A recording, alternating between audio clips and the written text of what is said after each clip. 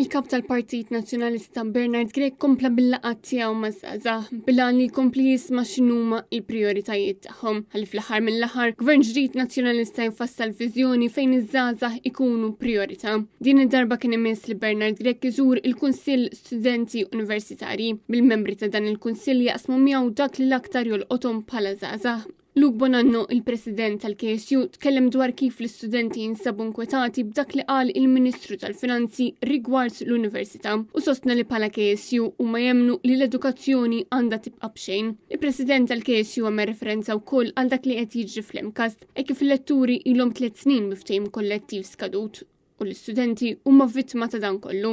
Dan fil-waqt li jagħmel referenza wkoll għat ħassib serju li l-istudenti għandhom fir-rigward tal-Medical School u kif il-Ministru tas-Saħħa Joe Etienne Bela istaqal li din se tkun qed tinfetaħ f'St. Luke's, xi ħaġa li l-istudenti kompletament ma jaqblux magħha anke minħabba l-fatt li din diġà imposta liha fil-Campus Hub. Il-kap tal-Partit Nazzjonalista min-naħa tiegħu qal li l-Università mhux qiegħda hemm biex tagħmel lieħ finanzjarju kif prova jimplika il-Ministru Clyde Caruana imma lan tagħha huwa li tagħti value added lill-istudenti. Bernard Grech faħar ukoll l-attiviżmu ta' din l-għaqda li ftit tal-jimilu ħarġet stqarrija fejn talbet lill ministri Clayton Bartol u Clint Camilleri biex jirreżenjaw. Bernard Grech li kien akkumpanjat mix-Shadow Minister Justin Schembri u Bernice Bonello awgura lill-membri tal-KSU kemm fl-istudji tagħhom kif ukoll biex jibqgħu attivi fis-soċjetà.